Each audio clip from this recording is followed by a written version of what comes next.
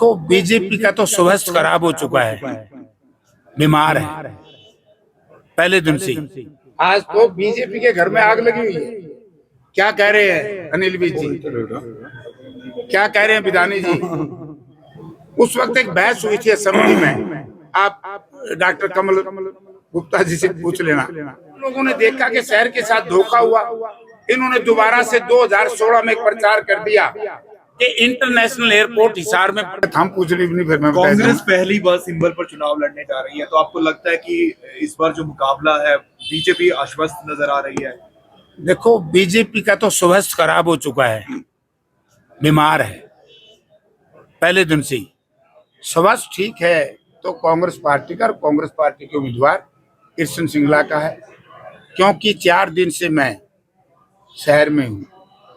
और सबसे पहले मुझे याद है 1989 में जब लोकसभा का मुझे टिकट मिला और मेरे सामने जो उम्मीदवार थे वो बहुत ऊंचे कद के थे, लेकिन मेरे एक बहुत उस वक्त के बहुत सीनियर नेता ने कहा कि जयप्रकाश, चुनाव वो जीतते हैं जिनकी उम्मीदवारी जनता स्वीकार कर ले।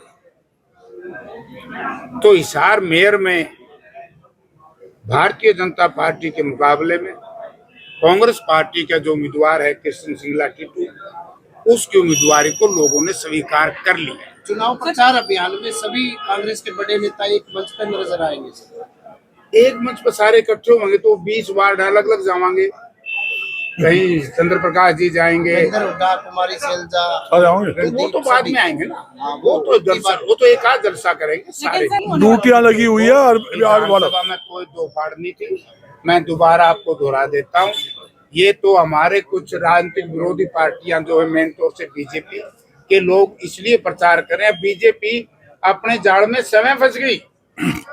आज तो बीजेपी के घर में आग लगी हुई है। क्या कह रहे हैं अनिल विज जी, क्या कह रहे हैं विधानी जी? जयप्रकाश जी, इस बार के चुनाव और भी नाम क्या मुद्दे रहेंगे? सबसे बड़ा मुद्दा, हम यहाँ चुनाव 2 बात को लेकर के लड़ेंगे।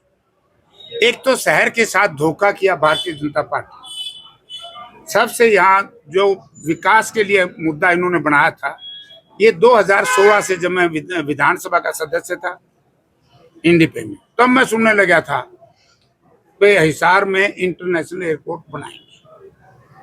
उस वक्त एक बहस हुई थी असेंबली में, आप डॉक्टर कमल गुप्ता जी से पूछ लेना। तो मैंने ये कहा था कि ये इंटरनेशनल एयरपोर्ट 2012 में जब केंद्र में यूपीए सरकार थी, हरियाणा में चौधरी भूपेंद्र सिंह हुड्डा की नेतृत्व में कांग्रेस पार्टी की सरकार थी, उस वक्त इंटरनेशनल एयरपोर्ट मंजूर हुआ था। मैंने कहा कि आज इसका स्टेटस क्या है? आप झूठ बोल रहे हो। हमारा यहाँ का जो इंटरनेशनल एयरपोर्ट था वो उठा करके यहाँ से शिफ्ट कर दिया जेवर में, उत्तर प्रदेश में। और जो भारतीय जनता पार्टी के उस वक्त के माननीय मनोहर लाल जी पूर्व मुख्यमंत्री थे, वहां से लेकर के जो नायब सैनी जी उसमें मंत्री थे, और यहाँ से लेकर के कमल गुप्ता तक सारे उस कैबिनेट में थे। इन लोगों ने विरोध नहीं किया। फिर इन लोगों ने देखा कि शहर के साथ धोखा हुआ। इन्होंने दोबारा से 2016 में एक प्रचार कर दिया कि इंटरनेशनल एयरपोर्ट हिसार में बनेगा। आप सारे बंधु साथियों, हम सबके लिए जरूरी विषय ये, आप ये बताइए कि ये मुद्दा इन्होंने बनाया था कि नहीं?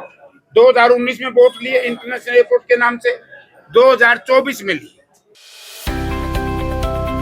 अब किसी भी प्रकार के दर्द से क्यों होना परेशान, जब ऑर्थो चार्ज कैप्सूल हो आपके पास। सभी प्रकार के दर्द में आयुर्वेदिक पद्धति पर आधारित रामबाण इलाज।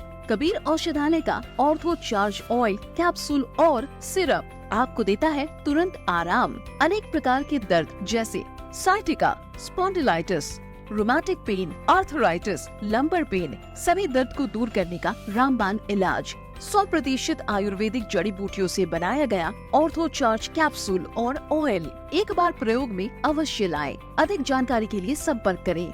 एड्रेस: कबीर औषधालय, सेक्टर 14, सोनीपत, दिल्ली, NCR।